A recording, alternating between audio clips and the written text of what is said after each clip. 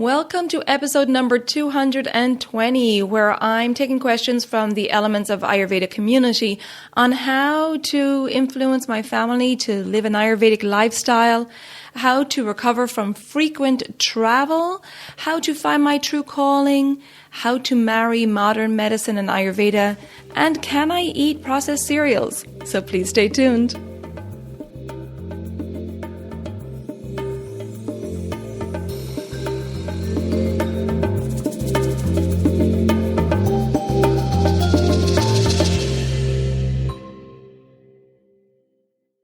Welcome to the Elements of Ayurveda podcast. I'm your host, Colette, and I hope to educate and empower you to take charge of your health and well-being, preventing disease in the body and mind so that you can thrive in life. I will be sharing the holistic teachings of Ayurveda, which is the ancient healing tradition from India. Now, if you're new to Ayurveda, I recommend listening to the first couple of episodes where I do an introduction to Ayurveda and the mind-body types. And if you like the content, please be sure to subscribe or follow the podcast so the new episodes will automatically download for you. Also, you may want to check out my private Elements community, which is away from social media.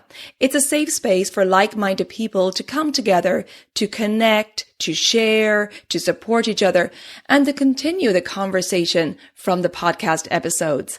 Check out the link in the show notes or visit my website, elementshealingandwellbeing.com, and just click on the community tab. And I hope to connect with you there. Thanks for listening. And now here's a new episode. Hey there, it's Colette, and I hope you're doing well at the start of 2022. We're still in January as I record this, and I wanted to take some questions, and I got some great questions from the Elements of Ayurveda podcast community.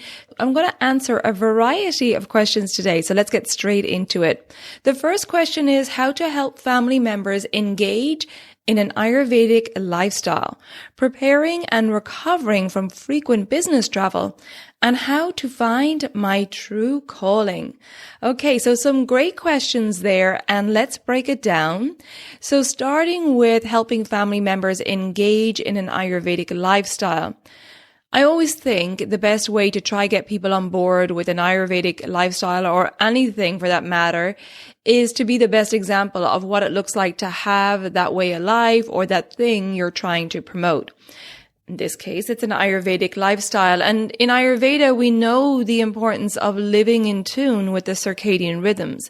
Now, for those of you who are new to the circadian rhythms, this refers to the synchronization of the biological and the physiological clock of our body to the natural rhythms of the environment. It's our internal clock, operating on a 24-hour cycle, which is regulated by a cluster of nerve cells in the hypothalamus. And they are responsible for our physical, mental, behavioral changes throughout the day.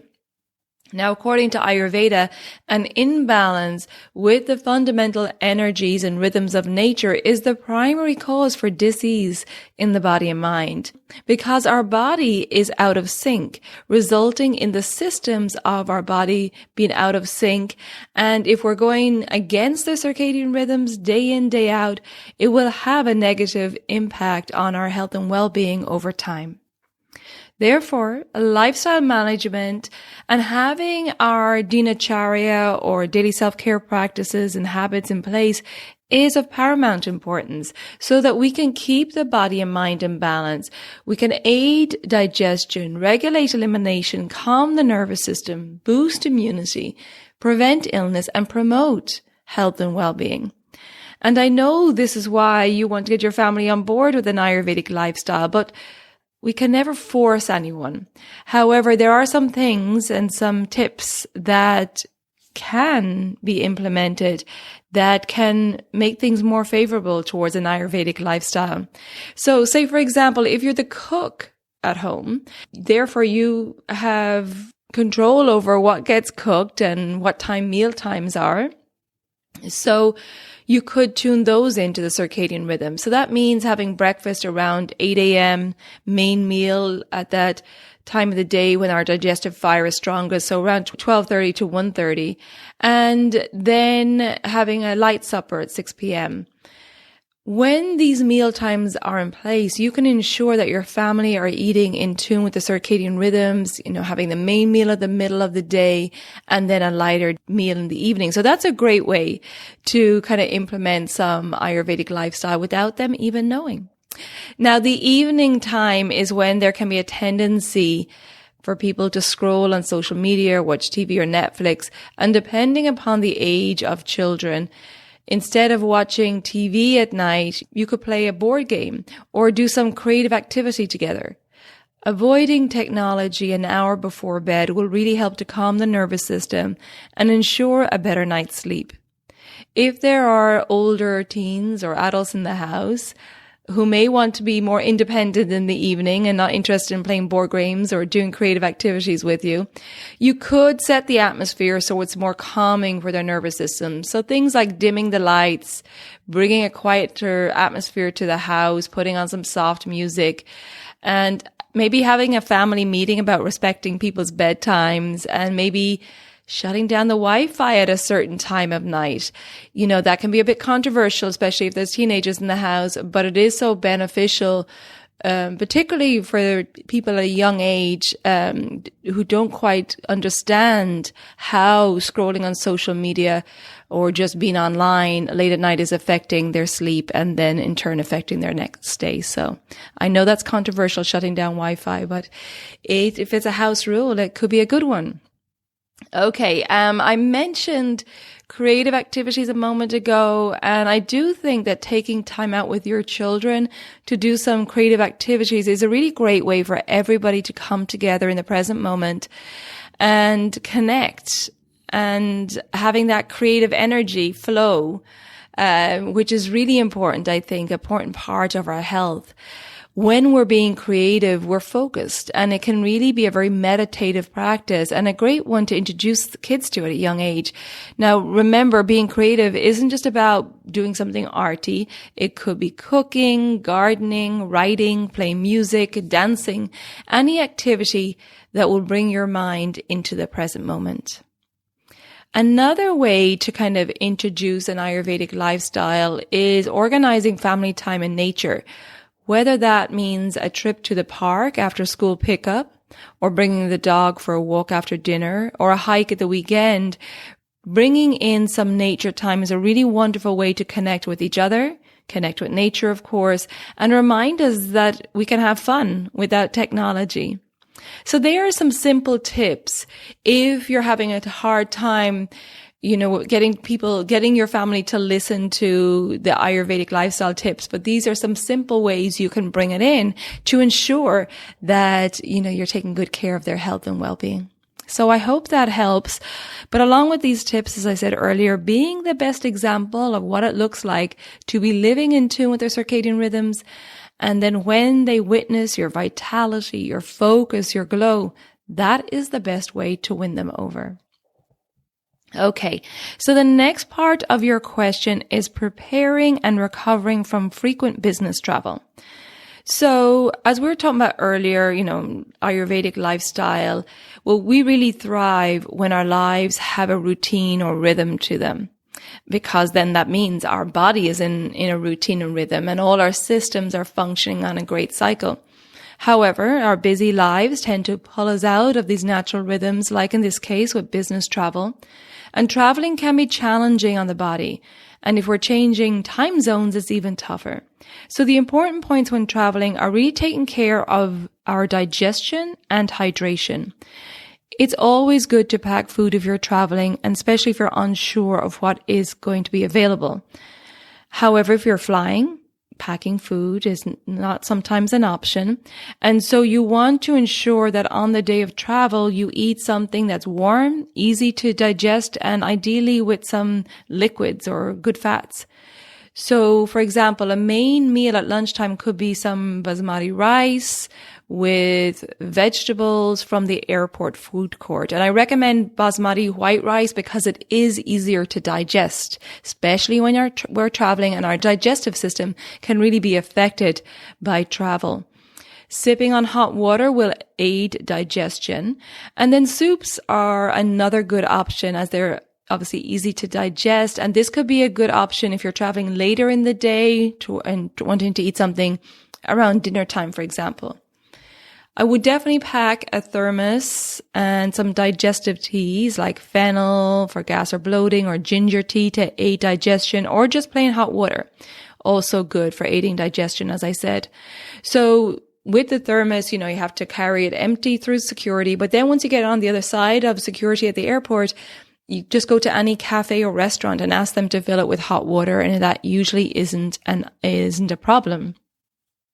Also, always pack extra layers for your flight, a little oil to line the inside of your nostrils on the flight, to capture those airborne allergens, and maybe to do a little foot massage to help you ground when you get to your destination.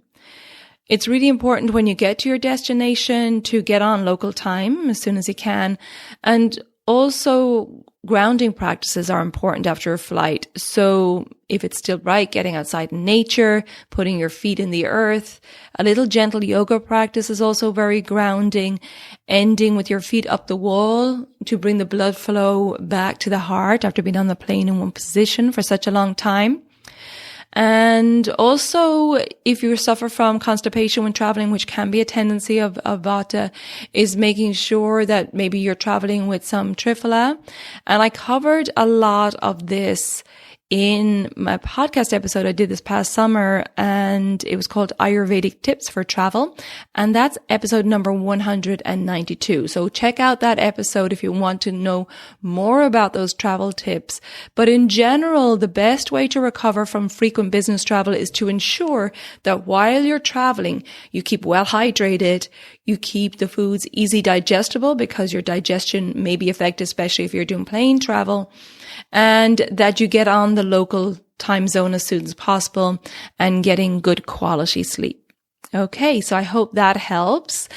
And then the final part of your question was true calling and how to find it.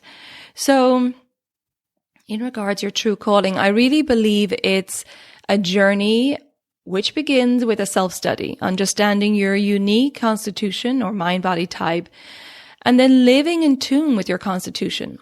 That means setting up your daily habits and your diet to nourish you and your constitution, setting up your lifestyle, which aligns with the circadian rhythms, which we just talked about, and keeping your constitution in balance so that you can function daily from a strong foundation. Now, this strong foundation will save you energy daily on all those micro decisions, which can cause decision fatigue or decision paralysis or even procrastination because there's too many decisions to make. So, for example, you get up in the morning and you have to decide, what am I going to eat? What am I going to drink? What am I going to bring for lunch? What am I going to wear? All of these decisions are exhausting. So the more you can have these little micro decisions on autopilot, especially in regards to your food and your daily Ayurvedic practices, your self-care, your mindfulness, the more energy you will have for important decisions throughout the day, because it can really be overwhelming if we're making a lot of these little micro decisions daily when we could just simply have them on autopilot. So then once you find balance physically and mentally, once you've understood your unique constitution, how to live in tune with that, how to nourish your body, how to set up your day with self-care and mindfulness practices that fit into your lifestyle, you'll find that you have more energy because now you're not draining energy on making those micro decisions every day. You're not drained by any physical pain or any mental anguish. And once you're living in alignment with the circadian rhythms, you'll find that you have better sleep, digestion, elimination, mental clarity, and of course, more vitality. So this balanced foundation will now create space for you mentally, for inspiration or intuition to enter, because you fix that leak in your energy. So the start of the journey is all about zooming in, and you zoom in to study yourself. And now that you understand how to keep, the body and mind in a balanced state, you can start to zoom out and see the bigger picture of your life and what you can bring to the world. Because when you're in alignment, you have more awareness. There's definitely more curiosity, and there's more of a longing to be of service or be of purpose. And therefore, in order to connect to your passions or skill sets, you have to create quiet time in your day. Whether that's creative quiet time, time in nature, meditation, just time where you can kind of switch off the brain, get quiet, and allow that inspiration to enter. And ask some questions. What is it that comes easy to you? Or what is it that you could do all day long and still have energy for it and makes you feel good doing it? What is it that people say to you, how do you do that so easily? Or what do people ask you to help with? These are your skill sets. This is what you do so easily. You love doing it. You're in the present moment when you're doing it. It just flows through you. This is your skill set. And this is what you need to bring more of into the world, because you thrive when you're doing this and you're good at it. Now, once you discover your passion or your skill set, you become a master in that. And sometimes that means just jumping into the deep end and learning as you go along. Other times it means getting more education on that topic. And sometimes you have to try different ways of doing your skill set. Be curious about what way you could bring your skill set into the world. Because there might be many people doing the same thing, but it's the way you do it, bringing your personality into it, that's going to be unique. So thinking outside the box, thinking of how do you make this unique using your personality, using your skill sets, and that can be really exciting. And this is what I really love to help people do. I often have clients who are going through big life transitions and wanting to make big changes, and I explain to them that we can't make those good decisions from a place of imbalance or fear. We first need to center and ground ourselves, connect inward, and zoom in before we can zoom out and see the bigger picture of things. And as I said, it's a journey and it takes time, but it's the best journey you'll take. It's really worth taking your time in this journey, as it can be really life-changing. Now, if you want support on this journey, check out my online consultations where we can connect one-on-one in Zoom, and I can guide you one-on-one through this process. And I also want to let you know that I have a discounted group Daily Habits for Holistic Health program starting February 21st. I created this 28-day online program to help people set up this strong foundation for their day and to provide education on topics like their circadian rhythms, how to structure your day to flow with these daily energy cycles rather than going against them and suffering. In this course, I also cover about the mental gunas or qualities and how to maintain positive mental health, bringing in mindfulness practices. I go deep into talking about the foundations of Ayurvedic healing and becoming your own healer, understanding the principle of opposites in Ayurveda.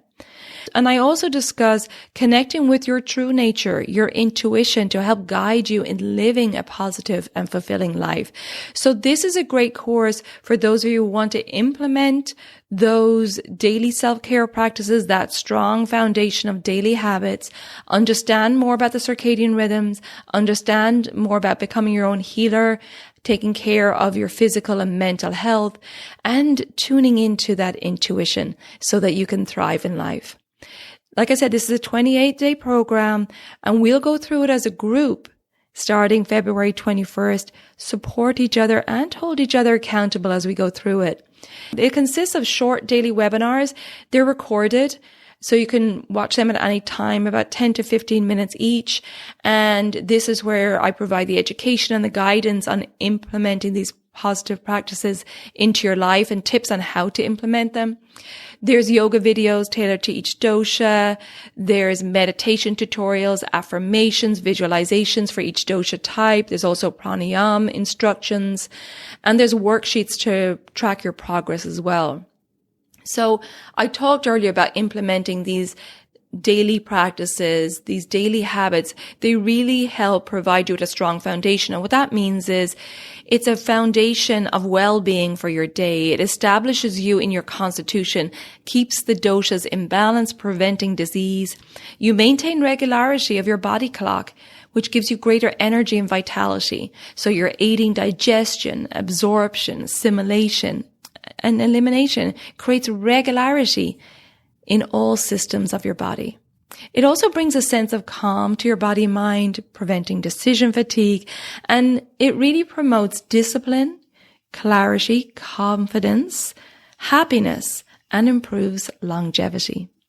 So if you're interested in joining this upcoming discounted Daily Habits for Holistic Health program, just click on the link in the show notes or visit my website, elementshealingandwellbeing.com/events, and come join us. We're going to go through it as a group, so it will be really nice to have that support, and it will be fun. So I hope you can join us. Check out the show notes for that link.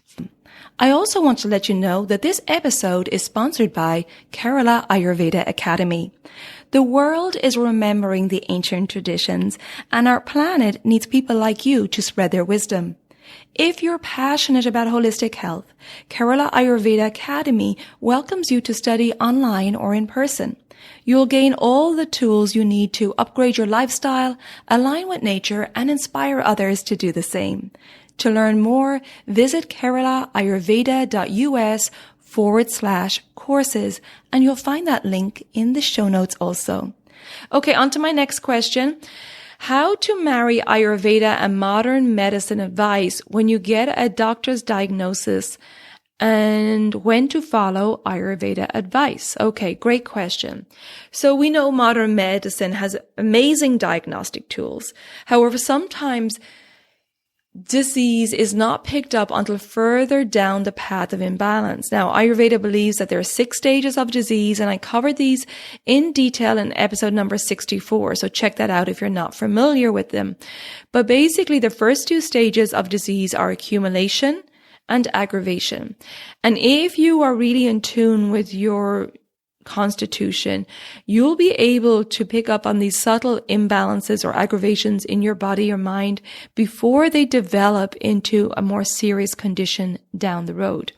So when you go through an Ayurvedic consultation with me, for example, you'll learn about your unique signs of imbalance and what to look out for physically and mentally, and how to treat them with diet, lifestyle, self-care, mindfulness, etc., in order to pacify those aggravated doshas and regain balance before they cause bigger problems. However, if you have received a diagnosis for a condition and you are currently being treated by modern medicine, which is fantastic in situations if the disease has progressed a lot and it's acute, you may very well need to take medication or have an operation to manage the disease from progressing further. But I still think it's good to look at the root cause of the disease. Where did that aggravation and accumulation begin? And work on resolving these imbalances with diet, lifestyle, daily habits, etc., so that you can support the current medication or treatment that you're taking, and maybe you'll even heal faster. Of course, everyone's situation is different, so you will need individual advice for your circumstances, but you can do a lot to support your body and mind while not interfering with any medications or treatments from modern medicine. I definitely think both modern medicine and Ayurveda can work together. And check out my recent episode, number 218, with Dr. Jan on the biofield healing for more information on how modern medicine is now understanding the role of energy healing. So that was a really exciting conversation because it's really showing how Western medicine is now understanding the importance of the energetic body and energy healing. So definitely check that out if you haven't already done so. Okay, I hope that was helpful. And now on to my final question here. I have been craving a cereal for breakfast of late and wondered what Ayurveda's perspective on cereals were. Namely things like bran flakes and Weetabix, etc. I've been enjoying bran flakes recently with warm milk and ghee and cinnamon, but still have some concern over which cereals are best to eat, if any, given the amount of added sugar, etc. with some brands. Sometimes a bowl of cereal feels so nice and so quick and easy to prepare. Cereal. I think it's such a comfort food for many of us because it takes us back to childhood. So I really think it has that kind of, that sentimental feeling when we have cereal. Unfortunately, as you said in your question, a lot of processed cereal contains a lot of sugar, salt, preservatives, and so on. So it's not great at all, unfortunately. Also, adding cold milk, which is normally used when you have cereal, slows the digestion. And if there's salt or sodium in your cereal, which there usually is in the processed cereals, and it's combined with milk, Ayurveda tells us that's a really poor combination. Combining salt and milk is a big no-no and can create ama in the body. In fact, Ayurveda recommends not having any salt with milk, obviously, but then waiting a while to allow that milk to digest before you even consume any salt. So cereals are light and dry by nature, and therefore they contain the same qualities as the Vata dosha. Therefore, it can increase Vata. Now, when combined with more milk and ghee and cinnamon, as you're doing, it will balance out the lightness and the dryness of the cereal, and the ghee will make it more filling. However, it's the highly processed nature and the additives of cereals that's the real problem. So I don't recommend them. But, I think it might be interesting to think about what is it in particular about the cereal that you like. Obviously, maybe nostalgic, but is there a particular quality, taste, the consistency that you like, and to try bring that in a more healthy morning breakfast, like in your porridge or your oatmeal. Ayurveda, as we know, tailors food to each individual's unique constitution, but it does recommend a cooked porridge or oatmeal at breakfast. And it could be a great idea to, try to replicate what's in that cereal in your porridge or oatmeal. And to make it easier, so you don't have to do all that cooking in the morning, is try to prepare as much as you can the night before. So not such good news there, but I think in the end of the day, it is good news for your health because the processed cereals are not great. And like I said, with the additives, the sugar, the salt, milk combo, not good, I'm afraid. Okay, so on that note, I'm going to leave it there. Thank you to everybody who submitted questions. I really appreciate them, and very interesting questions at that. And don't forget, I have that Daily Habits for a Holistic Health program. It's a discounted group program starting February 21st. We're going to go through it together to support each other. And this can be a great process to really help you implement those daily self-care practices so you're not getting that decision fatigue every day, and really setting up a strong foundation for your health and well-being, along with lots of education as you go through that course on how to keep your body and mind in balance and tune into your intuition so you can create a life that's fulfilling and full of passion. Now, you can find that link in the show notes or visit my website, elementshealingandwellbeing.com, and go to the events tab. If you think that this episode will be helpful to family or friends, I would really appreciate it if you would share it with them. And if you haven't checked Elements Healing and Wellbeing out on social media, I'm on Facebook and Instagram, please follow us there. It's at Elements Healing and Wellbeing. And thank you so much for tuning in. Until next time, take good care of yourself, be well, and bye for now. Slán go fóill.